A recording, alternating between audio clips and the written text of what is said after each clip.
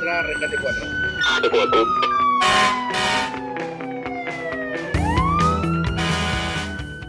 ¿Cómo están todos? Bienvenidos a este episodio de Voces de la Emergencia. Yo soy Renzo Miranda, su anfitrión, y quiero comentarles algo. El día de hoy tenemos a dos jóvenes hermanos, bomberos ellos, que crecieron, nacieron y evolucionaron dentro de sirenas, camiones de bomberos. Ellos son hijos de bomberos y el día de hoy nuestro programa se llama Sangre de Fuego y quiero presentarles el día de hoy a estos dos jóvenes bomberos. Ante ellos un aplauso para ellos. Estoy aquí con Andrés Ladrón de Guevara Galvez, que tiene 22 años. Él es bombero de la compañía Lima número 4 del INSE. Y quiero darle la bienvenida, Andrés. ¿Cómo estás? Bienvenido. Hola Renzo, ¿qué tal? Muy bien. Feliz de estar acá, muchas gracias por la invitación. Y nada, Vamos a tener un episodio espectacular. Vamos a hablar un poquito de la historia, cómo fue todo eso de los bomberos. Porque yo te conozco desde que estaba chiquitito, o mejor, te conozco de antes que nacieras incluso, ¿no?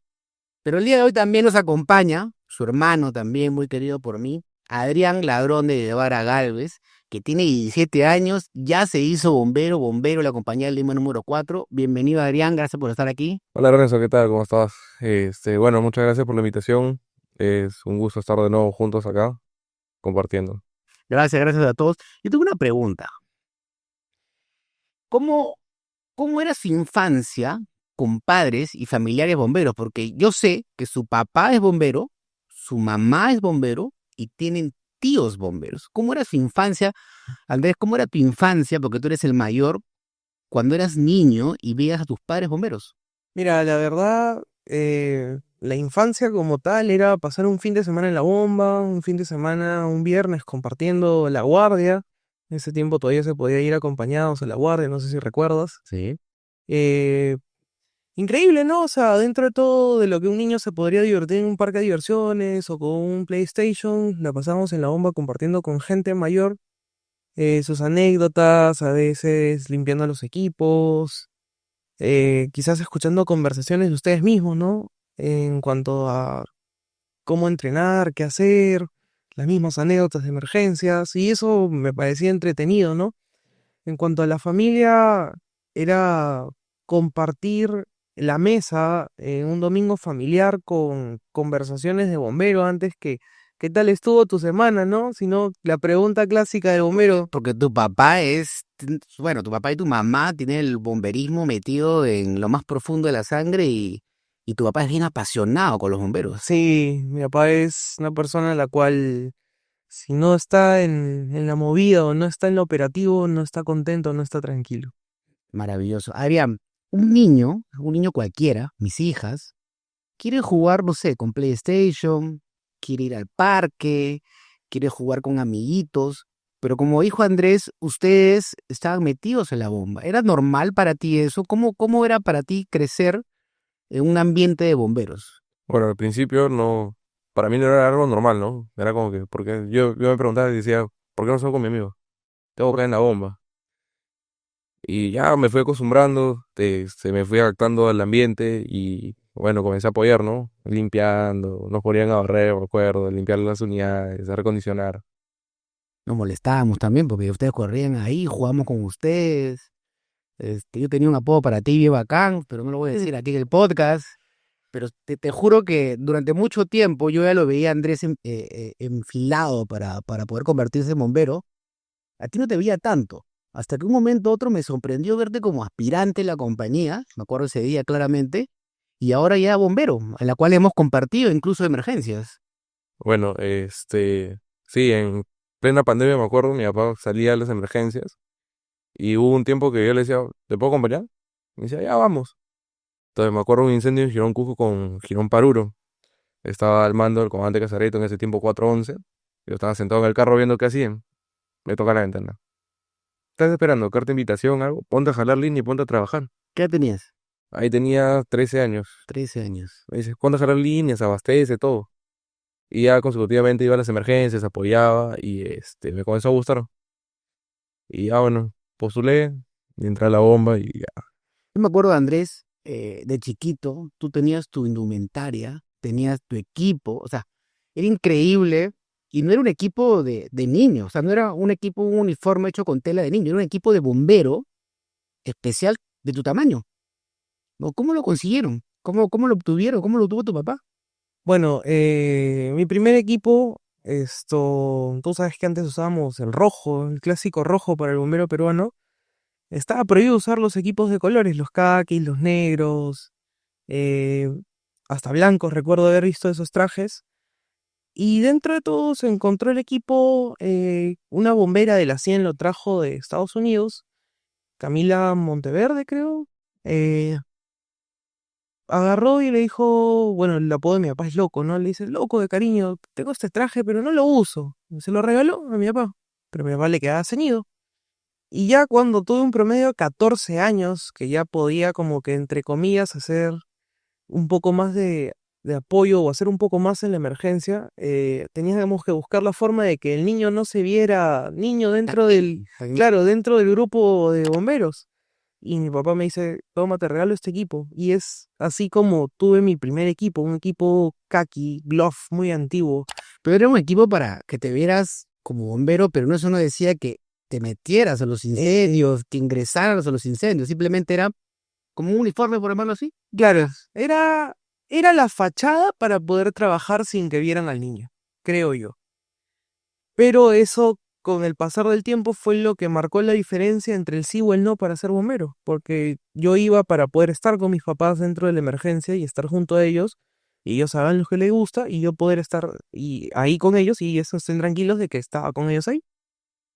Adrián mencionó que más o menos en la época de pandemia, a los 13 años, fue como que tuvo ese llamado, o sea, a pesar de que había vivido toda su vida con pares bomberos, yendo a la bomba, con su mamá, con su papá, acompañarlo, ¿no? Porque padres bomberos que trabajan es muy difícil dejarlos solos, ¿no?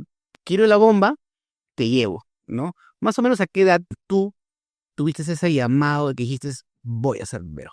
Justo fue dentro del proceso de que ya conocía lo que eran las emergencias, ¿no? Bueno, la verdad de todo es de que yo tomo esa decisión de ser bombero en el año 2017, un año después de lo que pasó con Alonso Salas, que era muy amigo mío. También lo conocí producto del conocer los bomberos, estar en los cursos, él era instructor, me acuerdo, y lo conocí ahí. Y después de un año que ya me sentí mejor de los hechos, decidí postular a la Lima en ese momento para poder tomar una decisión que dentro de todo hay una verdad que ya más adelante vamos a poder hablar de ello. Bueno, ya que me has soltado esa pregunta, tu papá o su papá es miembro de la compañía de Magdalena, ¿no? Magdalena 36. Y su mamá y su tío son miembros de la compañía Lima número 4. ¿Fue difícil el poder elegir entre irme aquí o irme allá? O sea, porque al final ustedes eligieron la compañía Lima número 4. ¿Fue difícil, Adrián? ¿Fue difícil? ¿Para ti fue difícil? Bueno, me acuerdo bien claro, antes de entrar al curso, eh, mi papá ya había firmado la carta notarial, voy donde mi mamá y le digo, mamá, firma, y ya está la comandancia. ¿A dónde te vas a ir? ¿En la 36 o acá? Tu mamá. Sí, le digo, no, me voy a la 36, Andrés ya está acá, le digo. Ah, Sí, uno de la Lima, claro, uno de 36. claro, esa era la idea. Y mi mamá agarra y con su boquita de caramelo me dice, tú estás bien, huevón, tú vas a ser de la Lima. Y me firmó la, Tu mamá. le dije, ya, no me queda de otra y me quedé en la Lima. Porque, eh, sinceramente, yo iba a ser de 36. ¿Pero ahora estás feliz? ¿O Sí, quieres? Porque vamos a hacer rápido la cosa para un cambio, ¿eh? ¿Qué no, sí, opinas? estoy tranquilo en la Lima. Bueno, crecí ahí y ya, o sea, es como que es mi familia. Siempre la va a hacer.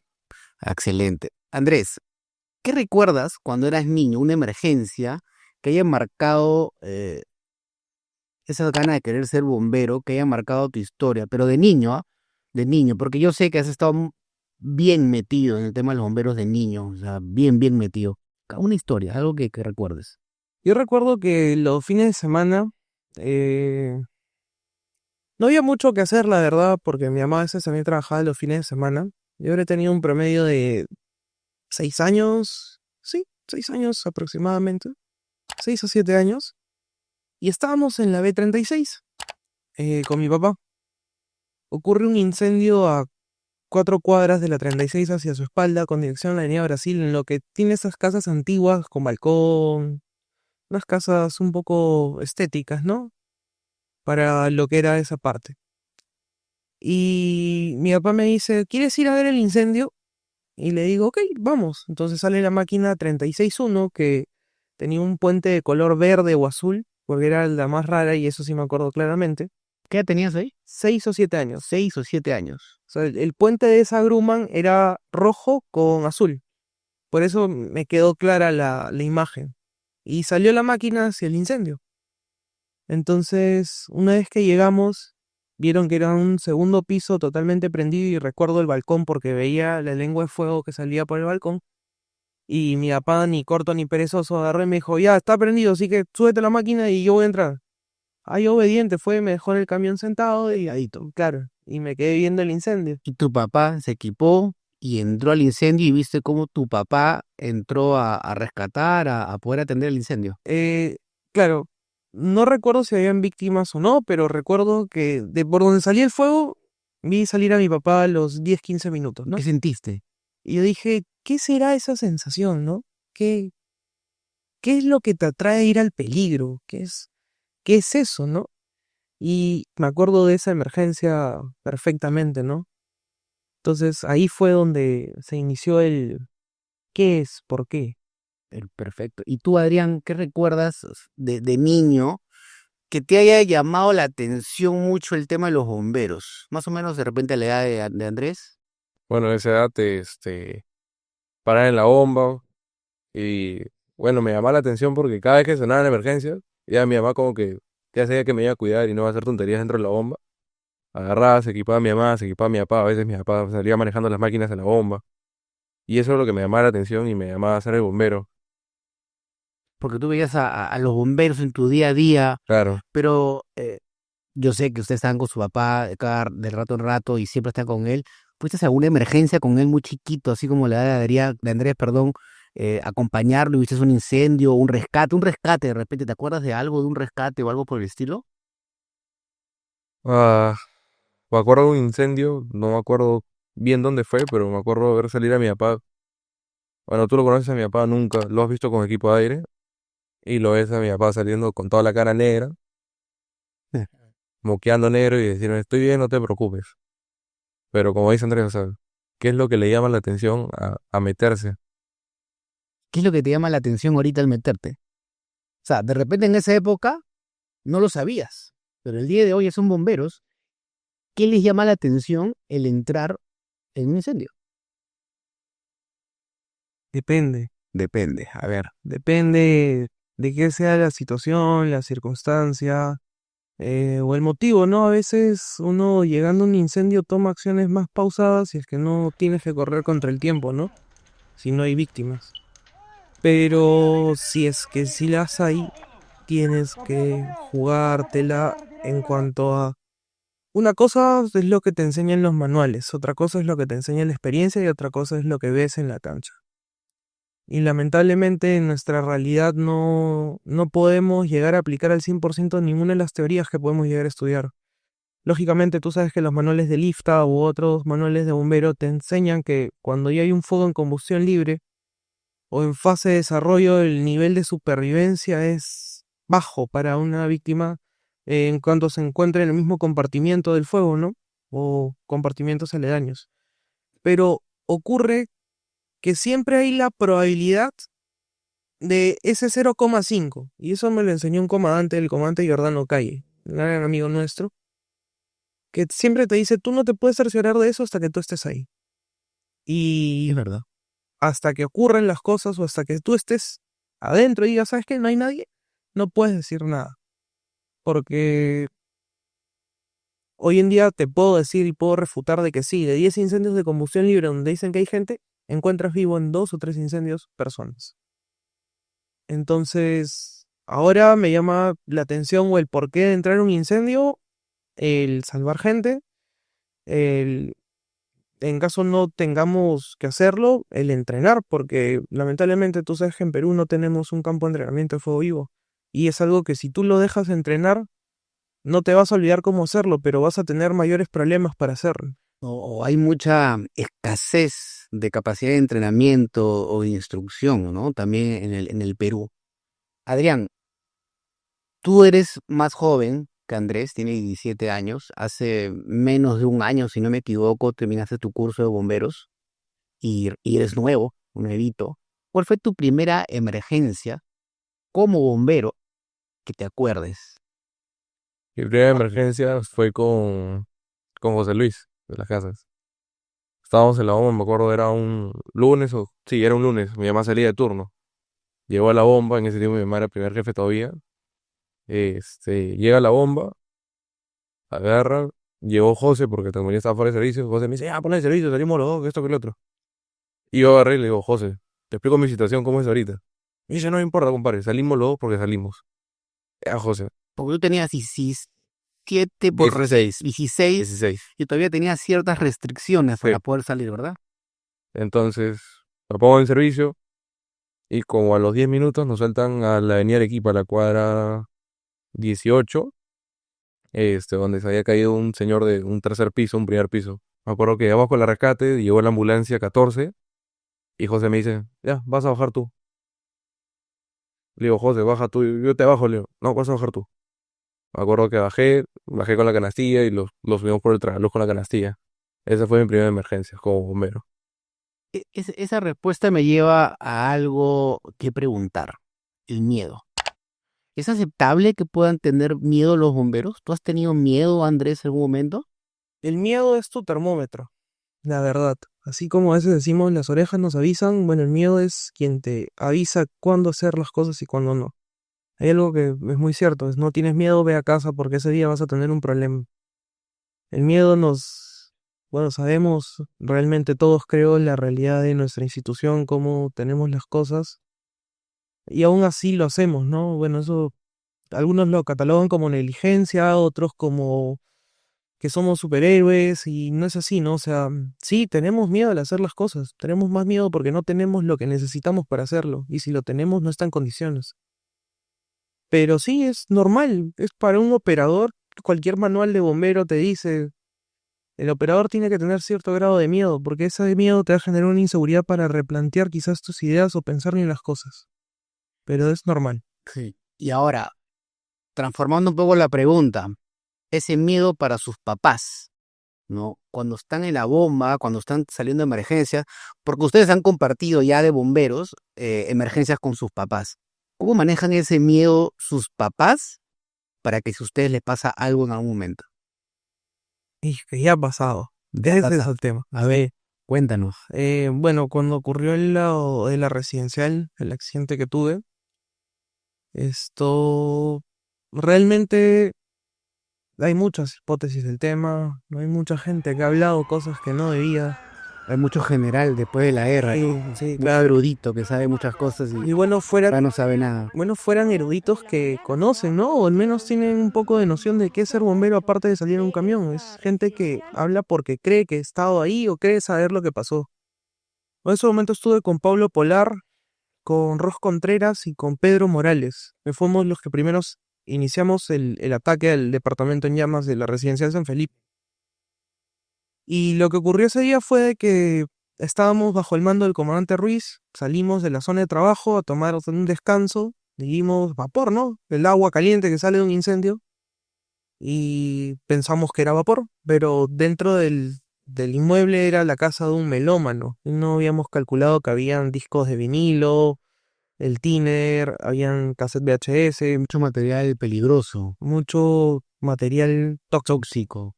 Entonces, esa vez ingresamos con equipos de aire, con todo el protocolo, pero nos contaminamos dérmicamente y terminamos en el hospital. Uno más grave que el otro, pero no fue un riesgo no calculado. Lo más gracioso del tema era que mi mamá era jefe de la compañía. Y no era un tema medido porque fuimos cayendo tipo dominó. Nos bajan porque nos dicen, no, su casco se ha negriado, se ha derretido, tienen que retirarse de la zona de trabajo, tienen que descansar, han tenido estrés térmico. Es lo primero que nos dicen en el piso de trabajo. Ok, listo, nos vamos a bajar. Pablo, el mando de nosotros, nos dice, ok, vamos al camión. Entonces íbamos a fumar un cigarro ya habiendo tomado un par de vasos de Coca-Cola y Paulo deja de hablar normal Y terminamos esto en el hospital porque lo examinan a él, lo examinan a mí, nos estábamos intoxicando por químicos y bueno, ver a tu madre llorar por un accidente o porque no sabes qué tienes en un hospital, sí, feo. Pero ahí es increíble porque tu mamá en esa época era el primer jefe de la compañía, nuestra compañía, y a la vez tu mamá.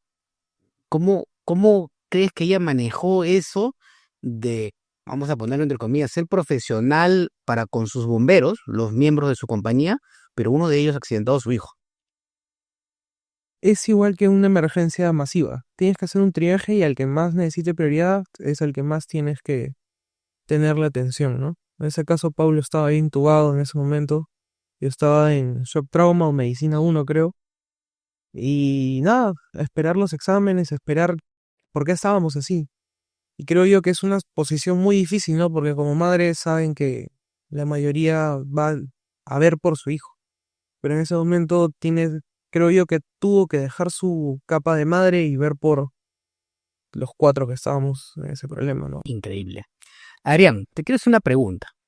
El pasado 12 de julio fuimos, tú y yo, y junto con otros amigos, a un incendio en San Borja, donde yo resulté herido producto de una caída de un cuarto piso.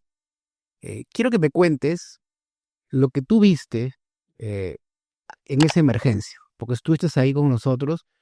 ¿Qué fue lo que pasó? ¿Qué fue lo que viviste? ¿Qué fue lo que viste? A ver, cuéntanos. Bueno, me acuerdo bien claro, eran las 7:30, salimos del cuartel. Ya ni bien a 5 cuadras antes de llegar el incendio, me acuerdo que Jordi Toledo comienza a decir nuestra típica frase, no, hongo, hongo, hongo, se ve hongo, o sea, el humo. Un gaso se veía. Sí. Entonces me acuerdo que de lo que estábamos así todos desequipados con la máscara colgando, nos comenzamos a equipar. Llegamos al incendio, bueno, Giordano me dio la indicación de que abastezca la máquina. Eso fue lo primero que hice, bajé del camión, tiré la línea 2:30, abastecí el camión. Posteriormente abastecimos a la 11:1. Para ese momento, a la hora que nos pusimos a trabajar en la puerta de la línea de aviación y por el pasaje, el incendio estaba literalmente controlado. Ya no había fuego ni en el segundo, ni tercer, ni cuarto piso, habían pequeños focos nomás. El problema era el primer piso. El primer piso donde estaba almacenado el Y, tiner, y ya lo estábamos controlando con las mangueras. Sí, ya estaba, En ese ataque inicial. ya estaba casi controlado. El tema fue que, bueno, llegaron ciertos comandantes, cambiaron la maniobra con la cual habíamos iniciado, y bueno, atacaron el incendio de otra forma que en vez de empujar el incendio hacia afuera, lo comenzaron a meter, a meter y a meter. Y eso fue lo que ocasionó que tú te quedaras atrapado. Y bueno, me acuerdo bien claro que estaba en el primer piso trabajando por el lado del pasaje con una línea de 1 3/4, y en eso sucede una explosión en la parte de adelante y mandan a sacar a todos. Me acuerdo que sale Jordi Toledo y Renato Silva, salen por la escalera, los miro y le digo, ¿dónde está Renzo? Y él me dice, no sé, estaba con nosotros. Y me acuerdo que voy corriendo a Jordano y le digo, ¿dónde está Renzo? Y dice, yo tampoco sé. Ahí donde escuchas el Mayday. Claro, comenzamos a preguntar, a preguntar, a preguntar, comenzaron a tocar las cornetas para que salga, evacúe toda la gente. Y en eso, la 11 agarra y me dice, me faltan 2 bomberos. Y a mí me falta uno. Y es cuando se escucha el Mayday. Se escucha el Mayday, bueno, nos pusimos a seguir trabajando, contener el incendio, aguantarlo un poco más. Y bueno, me acuerdo bien claro que estaba en el primer piso trabajando con Jordi Toledo en el lado del pasaje, donde sopleteaba todo hacia la escalera para aguantarlo. ¿Cómo estaba esa escalera? Esa escalera era un infierno, Por ese literalmente era un infierno. Sí. Esa escalera, literal, era la puerta, sopleteaba y sopleteaba y sopleteaba y no paraba de sopletear por el tiner. Me acuerdo bien claro que me pongo la máscara y le digo, Jordi, a Jordi Toledo, vamos a entrar y vamos a aguantarlo. Entramos hasta un cierto punto porque ya comenzaba a quemar más y más y más. Y me acuerdo solo escuchar un solo golpe, un ¡plop! Entonces me acuerdo que cierro la línea, giro, Jordi gira y te hemos tendido en el suelo.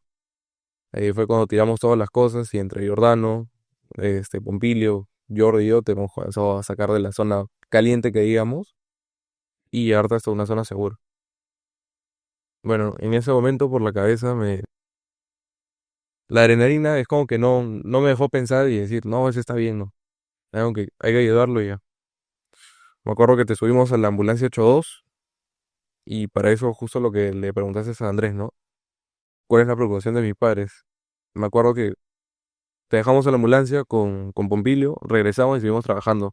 Como a los 20, 30 minutos, fui por mi teléfono. Fui por mi teléfono, prendí mi teléfono y veo como 15, 20 llamadas perdidas de diversas personas, entre ellas Andrés, mi mamá, mi papá, bueno, la enamorada de Andrés, Camila, y así diversas llamadas, ¿no? Y me acuerdo, lo primero que hago es llamar a mi papá, y no me contestaba, porque estaba yendo en la máquina. Entonces agarro y digo, si no contesta mi papá, la veo a mi mamá. Le digo a mi mamá, y mi mamá me dice, ¿estás bien? Y le digo, sí, estoy bien. Me dice, ya voy para allá. "Ah, ok, no hay ningún problema". Entonces me acuerdo que viene mi mamá, todo, le digo, estoy bien, no te preocupes. Y yo rompo en llanto cuando llega mi papá.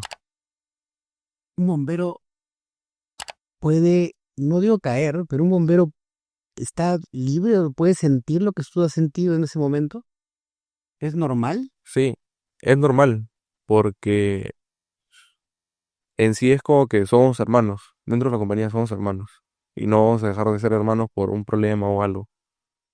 Entonces, es la hermandad a que hace que sientas impotencia en no poder ayudarte. Eso fue lo que sentí en ese momento. Yo cuando lo veo bajar a mi papá en la 36-1, yo agarro, lo veo y comienzo a quedar en llanto. Me dice, bueno, ¿qué tienes? Le digo, estoy bien, solo que siento impotencia porque no lo he podido sacar a Renzo. Me dice, tranquilo, bon, él está bien, que esto, que el otro va a salir, tranquilo. Bueno, esa emergencia para mí sí me marcó bastante, bastante. Me acuerdo que los primeros 3, 4 días no podía dormir, no podía dormir, porque era que me acostaba y me pasaba lo mismo, o sea, lo que pasó, me pasaba en la cabeza y me levantaba asustado y no podía dormir. Ya tuve que ir al psicólogo porque sí te queda algo marcado. Tuve que ir al psicólogo, fui mejorando de a pocos y bueno, comencé a salir de emergencias de nuevo. Gracias, Adrián, por compartir eso. Andrés, ocurren accidentes. Tú mismo has contado hace unos momentos que sufriste un accidente, ¿no? Conoces personas en los bomberos que han sufrido accidentes.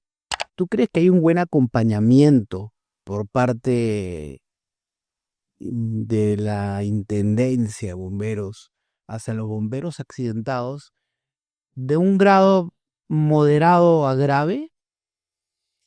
La verdad es que no. Y partiendo desde el solo hecho de, antes que la intendencia, que es responsable de los bienes del Estado, de nosotros mismos, como bomberos.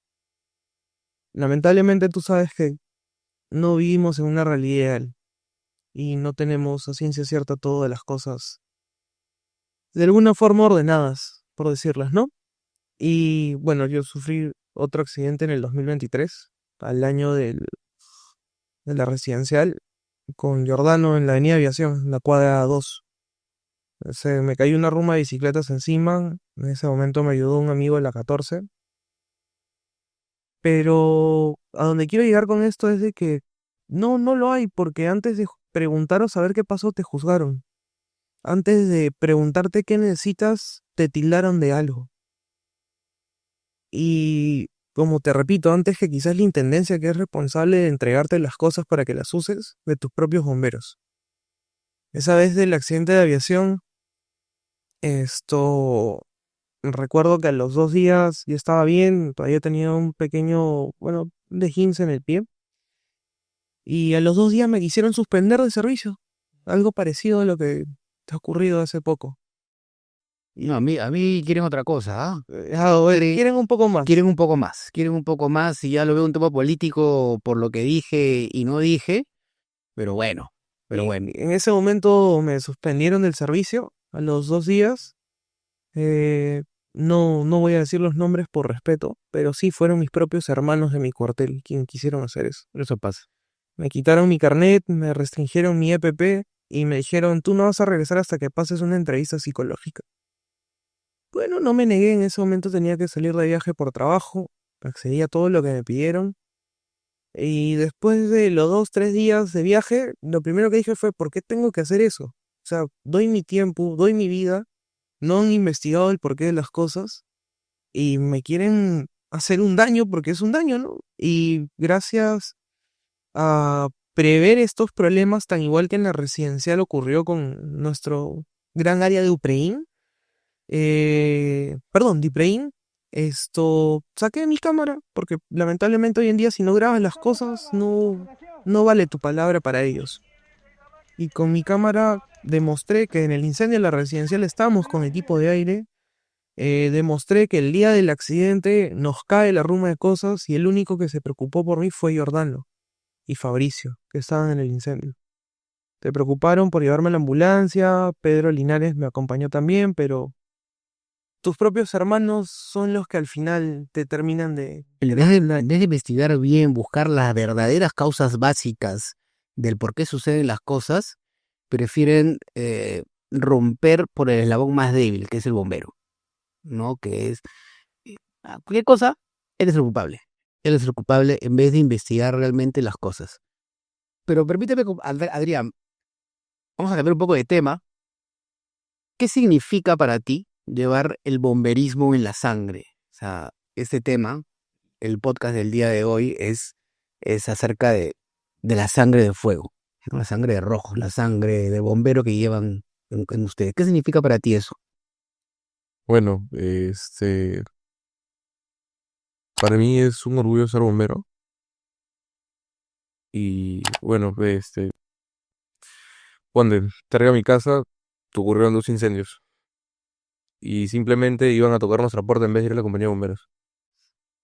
Con eso te digo. Todo el barrio sabe Sí, que esa casa es de bomberos. sí, literal.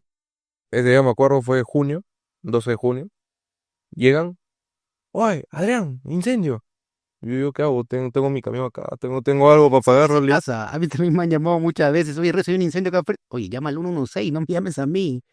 Sí, me acuerdo bien clarito, salí con la radio, me informé a la central, todo. Ese día estaba con mi PP y metí a apoyar. Pero bueno, o sea, es un honor, como te digo, y tienes que saber cuidar, porque no solo te manchas a ti, manchas a tu familia. Eso es lo que pasa. O sea, hay gente, malas lenguas, que llegamos a la bomba y dice, ah, no, ya llegó ¿cómo se llama? Ladrón de Guevara.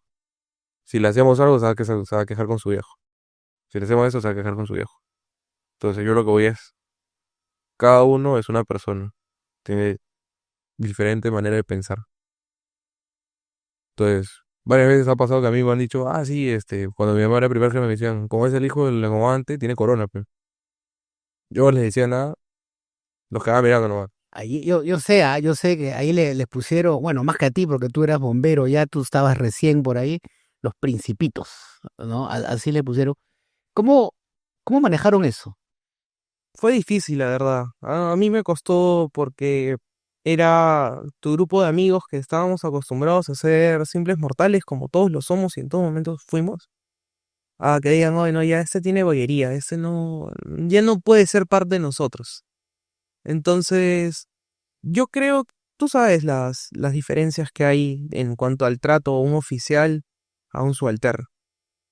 El pinche tiene que limpiar, el pinche tiene que lavar todo el desayuno de todos, cosas como esas, ¿no? Entonces, yo creo que si en algún momento pude verme aventajado, lo manejé de forma en que todos nos veamos beneficiados como pinches. Porque al final y al cabo, sí, todos somos bomberos, pero todos somos iguales también. Nos distingue 3 rayas o 4 rayas o 5 que van en un hombro para tomar el mando, ni siquiera el mando como un tema de yo voy a estar a cargo, ¿no? Sino el mando de que si pasa algo mal en la emergencia te vas a ir preso tú, o tú vas a tener todo el problema encima. Pero, como te digo, fue difícil porque el trato entre los oficiales hacia mí o hacia nosotros era también complejo. Eh, Todo trataba de ser el cargamontón para nosotros, o eso es lo que yo sentí, ¿no? Se vio un problema en la bomba, era como que oh, hay que arrimarle el problema a él para que, mamá, papá, entonces no funcionaba así. Para que ayudara un poquito. O sea, era como el vocero del pueblo, ¿no? Una cosa así. Pero sí, fue complejo. Fue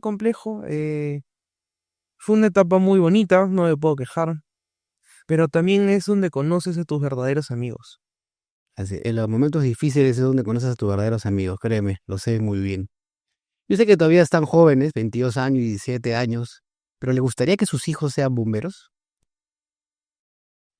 Yo depende, Tú depende. depende. ¿Por qué depende? Porque yo no lo coaccionaría, ¿no? Como al inicio a mí me ocurrió. A ti te coccionaron. Sí, sí, claro. Mi mamá en ese tiempo era inspectora de la cuarta departamental y yo tenía 14 años cuando ingresé a la bomba. Estaba de jefe Renato, creo, Castillo. El jefe de instrucción era Pedro Linares. Y me hice mi primer día piloto, ¿no? Llego a la bomba para ver las cosas, cómo era el ser postulante, porque conocía lo que era hacer una visita, pero no el postulantado. Ingreso y mi mamá lo primero que me dice es, acá te vas a quedar. No me interesa lo que pienses, ni a dónde quieras ir, si hablaste con tu papá. Yo tengo que firmar la carta notarial y soy el inspector de la cuarta. Así que a donde vayas le vas a causar un daño al jefe. Pero puedo hacer que lo vote.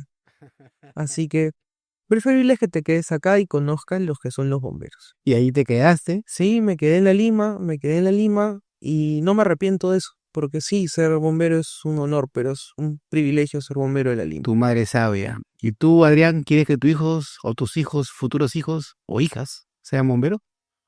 Depende de ellos, Depende de ellos. si les llama la atención.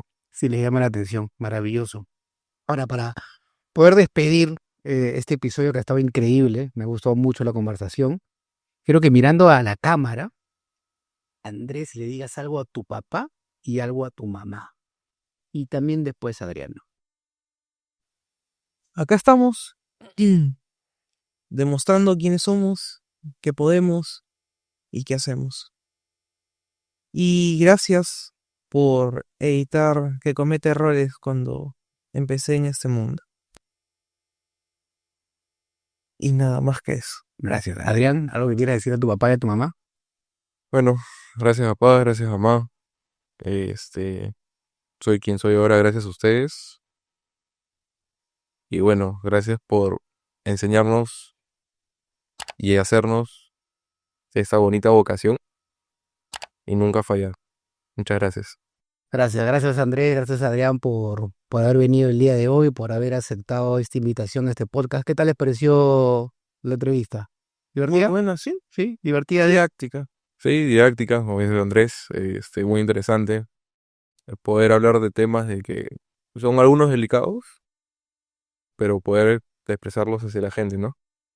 Para eso es este podcast. Voces de la Emergencia está para poder llevar el mundo de los bomberos al mundo entero.